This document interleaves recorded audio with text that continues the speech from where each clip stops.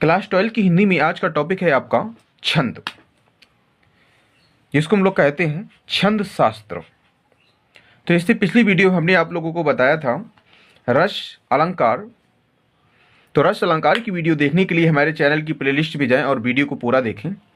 तो हम लोग छंद के अंतर्गत आज पढ़ेंगे चौपाई, फिर हम लोग पढ़ेंगे दोहा को, फिर हम लोग पढ़ेंगे सोरठा और कुंडलिया। तो इन जो ये हम चार देख रहे हैं, चौपाई, दोहा, सोरठा और कुंडलिया, यही आपकी क्लास 12 की हिंदी के सिलेबस में है, बाकी आपके सिलेबस में नहीं है। आइए सबसे पहले हम लोग देखते हैं चौपाई को। तो ये आपका चौपाई है। तो देखिएगा चौपाई की डेफिनेशन क्या है, परिभाषा, यह सममात्रक छंद है। कैसा है? यह सममात्रिक छंद है। इसमें 4 चरण होते हैं। कितने चरण होते हैं? इसमें 4 चरण होते हैं। प्रत्येक चरण में 16 मात्राएं होती हैं। कितनी होती हैं? 16 मात्राएं होती हैं। चरण के अंत में क्या होना चाहिए? जगड़ अथवा तगड़ नहीं होना चाहिए। चरण के अंत में जगड़ अथवा तगड़ नहीं होना चाहिए। तो देखिएगा इसका एग्जाम्पल एकदम आप लोगों को सभी को याद भी होगा। देखिएगा क्या है, जय हनुमान ज्ञान गुण सागर, जय हनुमान ज्ञान गुण सागर, जय कपीस तिहु लोक उजागर, जय कपीस तिहु लोक उजागर, रामदूत अतलित बल धामा, अंजन पुत्र पवन सुत नामा, अंजन पुत्र पवन सुत नामा। तो इसमें क्या है, प्रत्येक चरण में क्या 4 चरण होते हैं। प्रत्येक चरण में कितनी मात्राएं होती हैं? 16। तो देखिएगा आप लोग यहाँ पे ये सिंगल बॉन्ड की तरह देख रहे होंगे, एक लाइन, और यहाँ पे यस देख रहे होंगे। तो छंद शास्त्र में हस्य को हम आपको बता दें, छंद शास्त्र में हस्य को क्या करते हैं? एक सिंगल डंडे से प्रदर्शित करते हैं। और दीर्घ को क्या कहते हैं भैया? दीर्घ को यस, इसको गुरु भी कहते हैं। क्या कहते हैं? या यस से जैसे प्रदर्शित करते हैं, यस टाइप का होता है, इसको हम लोग कहते हैं गुरु। क्या कहते हैं भैया? गुरु कहते हैं। दीर्घ को क्या कहते हैं भैया? गुरु कहते हैं। तो देखिएगा इसमें हम लोग मात्राएं भी गिन लेते हैं। तो देखिएगा जय, तो 1 2 3 4, ये जहाँ पे ये होगा ना यस टाइप का, इसको 2 पढ़ते हैं। कितनी मात्राएं पढ़ते हैं? इसको 2 मात्राएं पढ़ते हैं। तो देखिएगा गिनिएगा 1 2 3 4, 4 2 कितना हो जाएगा? 6, 1 7, 2 9, 10 11 12 13 14 15 और 16। तो कितनी मात्राएं हमने आपको बताई थी? यहाँ पे 16 मात्राएं होती हैं। तो आपका एग्जाम्पल एकदम सरल है।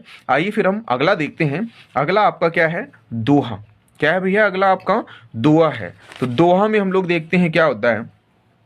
तो देखिएगा दोहा को पढ़ने से पहले हम लोग एक चीज देख लेते हैं भाई। जो आपका दोहा है, तो दोहे के पढ़ने से पहले हम एक चीज देख लेते हैं। जैसे हमने आपको दोहा बताया, दोहा में कितने चरण होते हैं? 4 चरण होते हैं। पहले और तीसरे में कितनी? 13 मात्राएं होती हैं। दूसरी और चौथी में चरण में 11 मात्राएं होती हैं। कितनी होती हैं भैया? 11 मात्राएं होती हैं। अब देखिएगा चरण के अंत में क्या यति होती है। चरण के अंत में यति होती है। इसके पहले और तीसरे चरणों के अंत में जगड़ नहीं होना चाहिए। क्या नहीं होना चाहिए भैया? जगड़ नहीं होना चाहिए। सम चरणों के अंत में लघु होना चाहिए। सम चरणों के अंत में लघु होना चाहिए। अब देखिएगा सम चरणों के अंत में क्या होना चाहिए? लघु होना चाहिए। अब देखिएगा जो लघु होता है, तो इसका एग्जाम्पल क्या हो जाएगा? हमें दोहा चाहिए। तो आपने देखा होगा, ये सुना भी होगा, श्री गुरु चरण सरोज रज, निजमन मुकुर सुधारी, वर्णो रघुवर विमल जसु, जो दायक फलचारी। ये आपका क्या हो जाएगा? एग्जाम्पल एकदम सरल है। तो गिन लीजिएगा, यहाँ में क्या 4 चरण होते? पहले और तीसरे में 13। तो पहले में 13 देखो, 2 3 4 5 6 7 8 9 10 11 12 13, और तीसरे में भी 13 होंगी। इसी प्रकार यह भी हो जाएगा। ठीक है, आगे हम लोग बात करते हैं। ये आपका दोहा हो गया। आगे हम लोग बात करते हैं किसकी? सोरठा की बात करते हैं। तो इन दोनों को समझने के लिए हम आपको एक चीज बता दें, समझ लीजिएगा, ये आपकी ट्रिक भी हो जाएगी। तो यहाँ पे लिखे है, 13 विषम नजाद में, 13 विषम नजाद में सम 11 कल लांत, सम 11 कल लांत।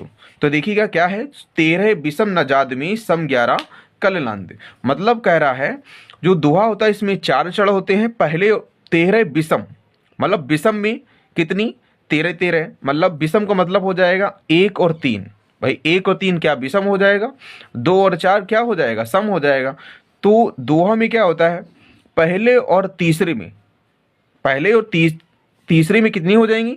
13 मात्राएं हो जाएंगी। कितनी हो जाएंगी? 13। दूसरी और चौथे में कितनी हो जाएंगी? 11 मात्राएं होती हैं। भाई इसमें तो ये हो जाएगा, सबसे पहले पहले और तीसरे में 1,3 में 13 मात्राएं, और फिर 2,4 में 11 मात्राएं। यहाँ पे क्या होता है, ये इसका विपरीत हो जाता है। क्या हो जाता है विपरीत, क्या बोला है, सोरठा इसका विपरीत होता है, किसका, दोहे का विपरीत होता है।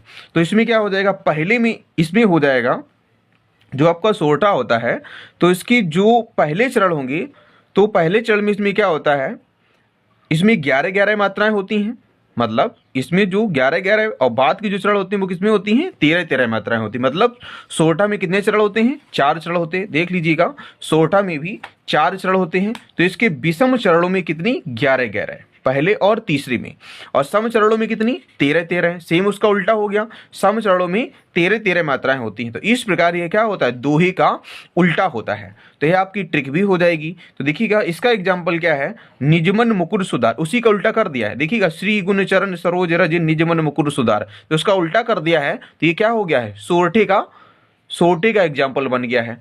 ठीक है ना। इसी प्रकार आप सोरठे का भी एग्जाम्पल लिख सकते हैं। आगे हम लोग देखते हैं क्या है आपका, कुंडलिया। तो देखिएगा, हम लोग कुंडलिया की बात करते हैं। तो कुंडलिया क्या कह रहा है, कुंडलिया आपका है, आपका लास्ट है। इसका भी एग्जाम्पल हमने बहुत ही सरल तरीके से बनाकर रखा है। तो कुंडलिया देखिएगा, कुंडलिया में क्या हो जाएगा, परिभाषा, दोहा और रोला जोड़कर क्या बनता है दोस्तों, कुंडलिया छंद बनता है। कुंडलिया के प्रथम 2 चरणों में दोहा का लक्षण होता है। किसका लक्षण होता है, दोहा का लक्षण होता है, और बाद के 4 चरणों में रोला का लक्षण होता है। किसका होता है, रोला का लक्षण घटित होता है। तो क्या होता है, यहाँ पे कुंडलिया होता है। इसका एग्जाम्पल हमने आप लोगों के रखा है, मात्राएं आप लोग आसानी से गिन भी सकते हैं। इसका एग्जाम्पल क्या है देखिएगा, रहमन लटपत काट दिन बर धामी माँ सोई, छान बाकी बैठिए जो तर पत्रो होए। आगे देखिएगा, जो तर पत्रो होए एक दिन धोखा दे है, जा दिन चले व्यार टूटे सब जरते जय है। कहे गिरधर कबीराय चाह मोटी की गाहिए, पातो सब झर जाए तो छाया में रहिए। तो इसका एग्जाम्पल आपका एकदम सरल है। अगर हमारी वीडियो आप लोगों को पसंद आई हो तो चैनल को सब्सक्राइब करें और बेल आइकन को दबाएं, और वीडियो को ज़्यादा से ज़्यादा शेयर करें। Thank you.